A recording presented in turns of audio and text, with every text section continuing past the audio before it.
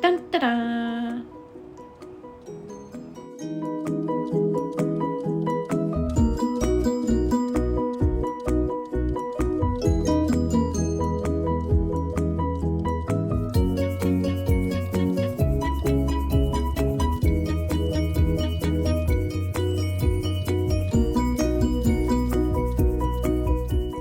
Welcome along, Miss Independence. Today we're going to make some distilled rose water. So you'll learn how to make the rose water. You can make any sort of flower water from this, and you'll also learn how to make a homemade distiller. So here are the items that you'll need. You'll need a double boiler, like a steamer. So a little saucepan with a steaming basket.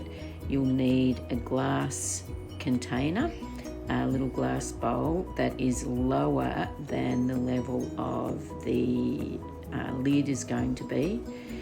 And you'll also need, of course, the lid. And the lid needs to be a nice, tightly fitting one. And if it has a steam hole, you'll need to plug that up.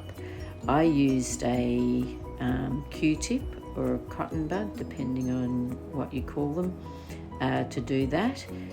But you can really use anything depending on the shape of the steam hole. In a minute we'll catch up and you'll be able to see how I stuff that Q-tip into the steam hole. The main objective that you're trying to get here is to actually get the tight seal.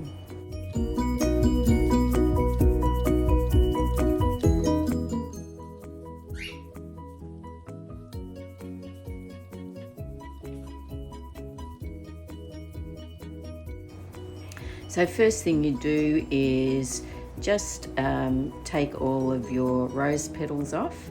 These are little tiny ones, but you can use normal size roses as long as they're fragrant, of course, because that's the main thing that you're trying to do, is get the fragrant fluid. Then you add enough water to cover them plus a bit, and that you'll find that they float. But you can grab a spoon and just give them a little bit of a stir around just to make them at least wet, but they'll still float. They're not going to sink, and that's okay. And then off you go once you've done that, and spend 2 hours doing something else. Set a timer or something, come back in 2 hours after they've soaked, and pop your steamer basket on top. And then grab your glass bowl and pop that inside your steamer basket. And after that, you will grab your lid and pop that on top.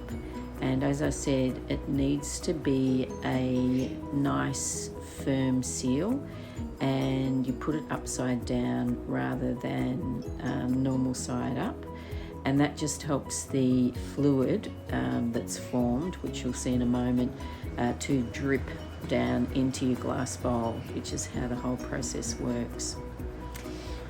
So once you've done that, make sure that you plug up any steam holes, just to be absolutely certain that you've got a nice tight seal. And you'll see in a moment that the seal from my normal size saucepan lid wasn't tight enough, so I actually stopped and went and got a larger one and popped that on, and that worked a bit better.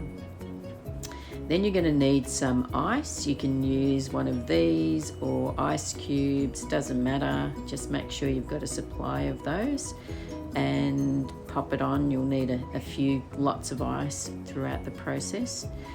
So you can see here that the steam coming out from the lid, and that's why I stopped and added a larger lid to get a better seal, and the larger lid actually worked really well.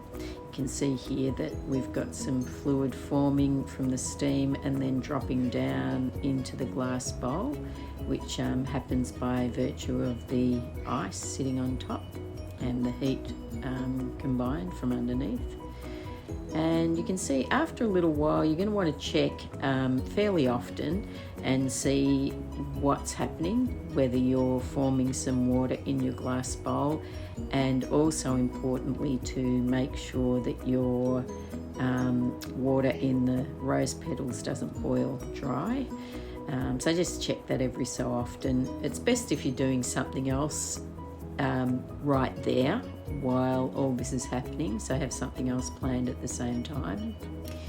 But after 1 or 2 hours on low, keep it on low. I even turn it off every now and then because condensation's still going to form. But after 1 or 2 hours, you'll get quite a bit of rose water, as you can see here. So there you go. Thanks for watching.